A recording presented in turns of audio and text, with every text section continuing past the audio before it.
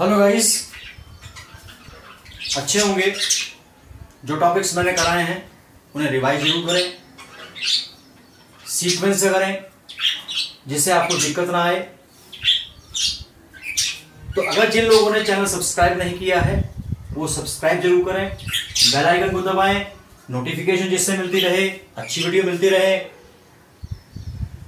Share करें, अपने साथियों के साथ शेयर करें, सबको फायदा मिलना चाहिए। और साथ में लाइक जरूर करें। अब हम नेक्स्ट टॉपिक की बात करते हैं। हमने वैद्युत शक्ति आपको कराई है। वैद्युत शक्ति में आपको यह बताया कि इसका अन्य मात्रक जो है वो आपका अश्वशक्ति है। साथ में जो कॉमर्शियल मात्रक हमारा आता है वो उसको क्या कहते हैं, देखिए लिखा गया है किलोवाट घंटा। इसका केट यानी किलो, डब्ल्यू यानी वाट, एच मतलब आवर, आर यानी कि घंटा। इसका दूसरा नाम भी दिया गया है BTU, जो कॉमर्शियली चलता है। क्या लिखते हैं इसको? बोर्ड ऑफ ट्रेड यूनिट, जो हम बिजली के बिलों में इस्तेमाल करते हैं। जो कॉमर्शियल है उसमें BTU को इस्तेमाल किया जाता है। और यह बताया जाता है कि 1 किलोवाट घंटा के अंदर 3.6 10⁻⁶ जूल ऊर्जा होती है। अब यहां देखिए, अगर हम किलोवाट घंटा की बात हम करते हैं, किलोवाट जो मात्रक है वो शक्ति का मात्रक है, घंटा समय का मात्रक है। शक्ति गुणा समय ऊर्जा होती है, इसलिए ये ध्यान रखिए शक्ति नहीं है, ऊर्जा है। तो क्या परिभाषा होनी चाहिए 1 किलोवाट घंटा की? यदि किसी वैद्युत परिपथ में 1 घंटे में क्षय होने वाली वैद्युत शक्ति, क्षय यानी खर्च होने वाली वैद्युत शक्ति 1 किलोवाट हो, तो उस परिपथ की वैद्युत ऊर्जा 1 किलोवाट घंटा कहलाती है, या उसको हम BTU भी कहते हैं। अब हमें क्या करना है? ये हमने परिभाषा की बात कर दी। अब हमें निकालना है कि यूनिटों की संख्या कैसे निकाली जाए। यूनिट कैसे निकाली जाए? हम घर में जो मीटर में रीडिंग आती है उससे हम किस तरीके से अपनी यूनिटों की संख्या निकाल सकते हैं? क्योंकि उसका बहुत आसान तरीका है, बहुत मुश्किल नहीं है, लेकिन थोड़ा सा समझेंगे हम। क्या लिखा है कि यदि किसी वैद्युत परिपथ में V वोल्ट पर I एम्पियर धारा T घंटे तक प्रवाहित होती है, T घंटे तक प्रवाहित होती है, तो अब सूत्र क्या है? सूत्र ऊर्जा का सूत्र है W बराबर VIT। V को किस में लेना है? वोल्ट में लेना है। I को किस में लेना है? एम्पियर में लेना है। और किस में लेना है? T को किस में लेना है? घंटे में लेना है। घंटे में लेकर के हम क्या कर सकते हैं? तो देखिए W बराबर V वोल्ट में, I एम्पियर में, T घंटे में। वोल्ट और एम्पियर को मिलाकर के बनता है वाट, तो इसमें लिखा V × I, लिख दिया वाट, और T या घंटे में ही है। अब इसमें आगे देखिए कि हमने इसके अंदर 1000 से गुणा किया है, 1000 से भाग किया है, तो VI ब्रैकेट में 1000 वाट बटे 1000 गुना T घंटा। 1000 को हम किलो कहते हैं, और किलो यानी किलो वाट लिख दिया हमने। इसको यहां हिंदी में लिखा था, या हमने इसको इंग्लिश में लिख दिया किलोवाट। T घंटा बटे 1000। अब इकट्ठा कर दीजिए, VIT लिख दीजिए, बाद ब्रैकेट में क्या लिखा है? किलोवाट, तो ये हो गया। और घंटे के लिए H का इस्तेमाल करते हैं, R का इस्तेमाल करते हैं, तो कितना हो गया? VIT बटे 1000। तो ये बात हमें ध्यान रखनी है कि हमें जब यूनिटों की संख्या निकालनी है, इस सूत्र के अंदर हमें ध्यान रखना है V को वोल्ट में लेना है, I को एम्पियर में लेना है, और T को घंटे में लेना है। और उससे निकाल सकते हैं यूनिटों की संख्या होती है V वोल्ट में, I एम्पियर में, और T घंटे में बटे 1000। आप इसको ज्यादा करें तो आप ऐसा लिख सकते हैं VI वाट गुणा T घंटा बटे 1000, या लिख सकते हैं P वाट गुणा T घंटा बटे 1000। हमने घर के अंदर 2 किलोवाट का कनेक्शन लिया है, तो उसके आधार पर भी आप निकाल सकते हैं। लेकिन कैसे निकाल सकते हैं कि अगर हम किसी बल्ब को 1000 वाट के बल्ब को, या 500 वाट के, या 200 वाट के 5 बल्बों को हम ले लें, 1 घंटे तक जलाएं, तो उसमें हमें कितनी खर्च होगी यूनिट, उससे हम आराम से निकाल सकते हैं। वाट में लेना है। जैसे हमने कह दिया कि हमारे पास में कितने का है, 200 वाट के 5 बल्ब हो गए, तो कितना हो गया, 1 किलोवाट हो गया। 1 किलोवाट हो गया, तो 1 किलोवाट का मतलब हो गया 1000 वाट। तो हम क्या करेंगे, P की जगह हम क्या लिखेंगे, 1000 वाट लिखेंगे, गुणा 1 घंटे तक इस्तेमाल किया, बटे में 1000 हो गया, 1000 से 1000 कट गया, तो कितनी आई, 1 यूनिट हमारी आई। तो इस तरीके से हम यूनिटों की संख्या को कैलकुलेट कर सकते हैं, बहुत मुश्किल नहीं है, आप आराम से निकाल सकते हैं। 200 वाट आपने लिया है, 200 वाट यहां रख देंगे, 1 घंटे तक चलाएं, 200 वाट बटे 1000, तो कितनी बार कटेगा, 1/5, यानी 1/5 यूनिट का आपने इस्तेमाल किया है, 1 यूनिट का 5वां हिस्सा आपने इस्तेमाल किया है। इस तरीके से आप इसको कैलकुलेट कर सकते हैं। अब इसमें थोड़ा सा आगे बढ़ते हैं। जब हम आगे बढ़ेंगे तो इसमें हम क्या लेते हैं, देखिए जिस तरीके से श्रेणियों समांतर हमारा आया था धारिता के अंदर, उसी तरीके से प्रतिरोधों का भी श्रेणी क्रम और समांतर क्रम दोनों होते हैं। तो हम लेके चलेंगे प्रतिरोधों के संयोग यानी जोड़ना। पहला हो गया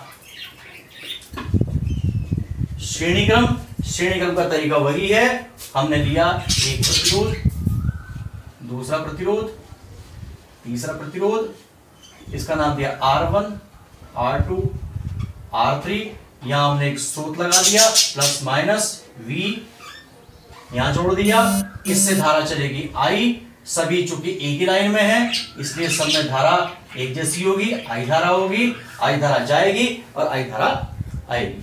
V equal to I R में 3 क्वांटिटियां हैं, V है, I है और R है। 3 में से एक को कांस्टेंट करके 2 को चेंज कर सकते हैं, लेकिन 2 अगर कांस्टेंट हो गए, तीसरा इम्पॉसिबल है, असंभव है चेंज होना। इसलिए देखिए इसके अंदर हमारा क्या है, I कांस्टेंट है, तो इसके सिरों पर होगा V1 विभवांतर, V2 विभवांतर और V3 विभवांतर, ये हमें पता है। और ओम का नियम क्या कहता है, V1 बराबर होता है IR1, V2 होता है IR2 और V3 होता है IR3। विभव या विभवांतर एक अदिश राशि है, इससे टोटल कितना होगा, टोटल होगा V बराबर V1 plus V2 plus V3, I common हो गया, R1 plus R2 plus R3। अब देखिए इन तीनों को जोड़ने के बाद जब इकट्ठा कर दिया तो परिपथ में एक प्रतिरोध बचा, उसका विभवांतर V होगा। तो हम क्या ले सकते हैं, चूंकि V बराबर IR, इसलिए IR बराबर I common, R1 plus R2 plus R3, I से I कैंसिल हो गया, R बराबर R1 plus R2 plus R3।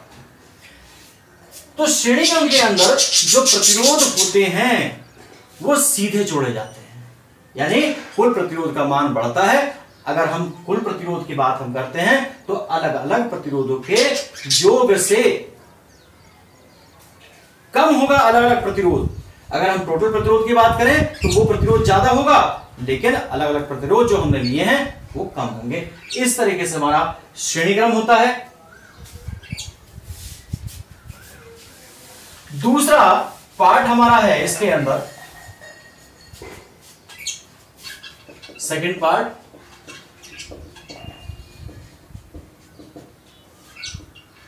समांतर क्रम।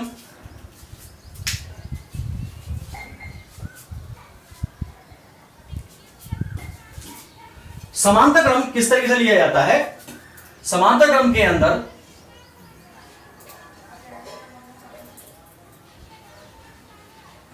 ऊपर नीचे रखे जाएंगे, सबके स्टार्टिंग पॉइंट एक ही होंगे, तीनों के सिरों पर एक ही स्रोत से विभवांतर लगाया जाएगा।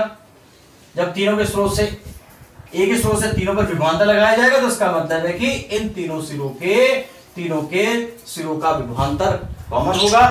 चलने वाली पॉजिटिव नेगेटिव V ले लिया और यहां से धारा I चलती है, वापस भी धारा I आएगी, इसका नाम R1 R2 एंड R3। जब ये इन पॉइंटों पे जाकर के पहुंचेगी, ए पर पहुंचेगी, तो इसको 3 रास्ते दिखाई देंगे, तो धारा 3 रास्तों में विभाजित हो जाएगी। एक का नाम दिया हमने I1, एक का नाम I2, एक का नाम I3 दिया। I1 चलती हुई बी पर पहुंची, I2 चलती हुई बी पर पहुंची और I3 चलती हुई बी पर पहुंची, इकट्ठी होकर के बाहर निकलेंगी। तो इसलिए I बराबर होगा I1 plus I2 plus I3। अब इसके अंदर चूंकि I बराबर होता है V अपॉन R के, तो इसलिए हम क्या लिख सकते हैं, I बराबर I1 बराबर V अपॉन R1, I2 बराबर V अपॉन R2 और I3 बराबर V अपॉन R3। कुल धारा दिखा रखी है वहां, I बराबर I1 plus I2 plus I3। अब चूंकि स्रोत से चल रही है I धारा, स्रोत का विभवांतर है V, टोटल धारा I है, कुल प्रतिरोध तीनों को मिलाकर के R हुआ, तो हम क्या लिख सकते हैं, इसको भी लिखेंगे V अपॉन R, और एक V कॉमन हो गया, 1 upon R1, 1 upon R2, 1 upon R3, V से V कैंसिल हो गया, 1 अपॉन R बराबर 1 अपॉन R1, 1 अपॉन R2 और 1 अपॉन R3। इस तरीके से हम समांतर क्रम में प्रतिरोधों को जोड़ सकते हैं। ये प्रतिरोध अगर आप देखें व्युत्क्रम में जुड़े हुए हैं, व्युत्क्रम में जुड़े हुए जो मान आएंगे वो अलग अलग प्रतिरोधों के मान से कम होगा। इसलिए श्रेणी क्रम में प्रतिरोध बढ़ता है, समांतर क्रम में प्रतिरोध का मान घटता है। तो बोर्ड एग्जाम में आप एक बात ध्यान रखिए कि कोई भी क्वेश्चन स्ट्रेट फॉरवर्ड, मतलब कोई भी क्वेश्चन ना तो प्योर श्रेणी क्रम का आएगा, ना प्योर समांतर क्रम का आएगा, मिक्स क्रम आते हैं। अभी मैं आपको एक एग्जांपल बताता हूं, देखिए इसके अंदर किस तरीके से हम इसको कर सकते हैं। एक एग्जांपल देखिए,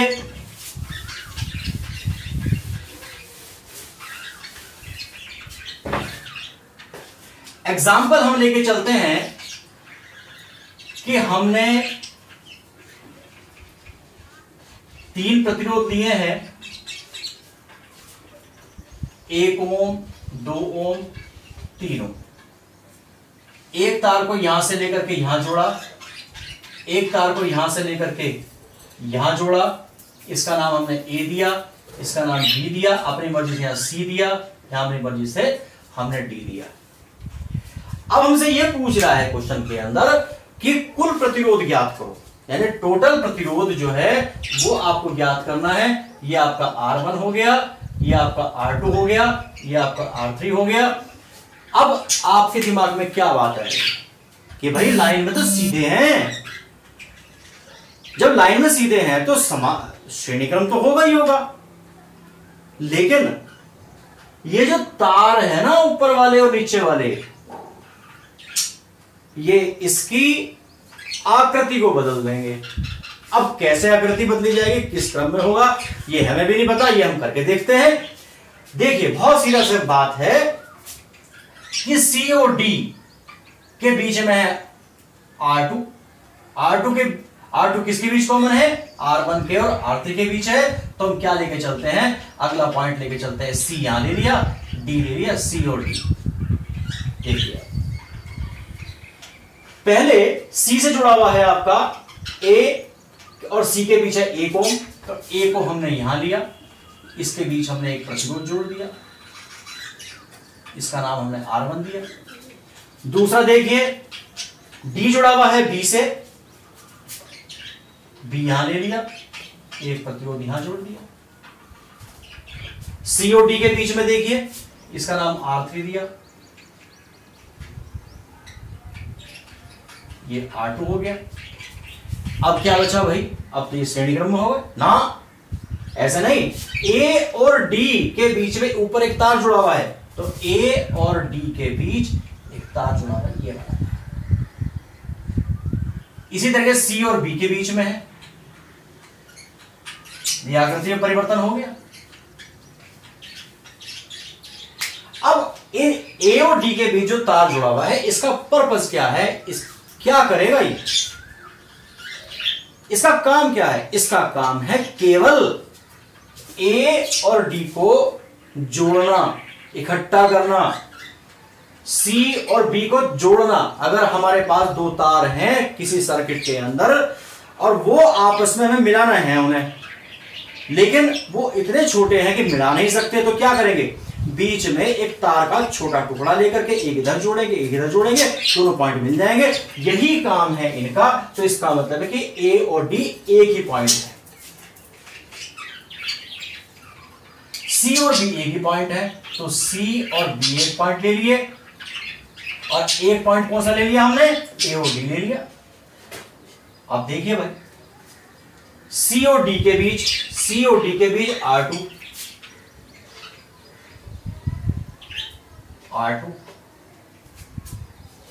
डी और बी के बीच R3,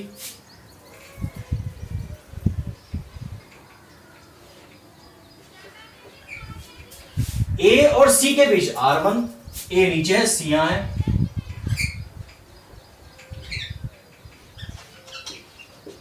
अब देखो धारा कहां से जा रही है? धारा जा रही है ए से, तो ए से धारा जा रही है। ए पॉइंट कहां है? ए पॉइंट यहां है, तो धारा ऐसे जाएगी। निकलेगी कहां से? बी से निकलेगी, बी से निकलेगी तो यहां कर दिया। अब देखते बताओ किस क्रम में हो गए। अब आपको आराम से पहचान हो जाएगी। ए और बी दोनों एक ही स्रोत से जुड़े हुए हैं। यहां से तीन शाखाएं हैं, एक R1 की तरफ, एक R2 की तरफ, एक R3 की तरफ। तो इस तरीके से हमने ये तीन क्रम लिए। तो क्या लिखेंगे? R1, R2 व R3 समांतर क्रम में हैं, अतः 1/R बराबर 1/R1, 1/R2, 1/R3। रखिए मान 1/1, 1/2 और 1/3। कितना आएगा?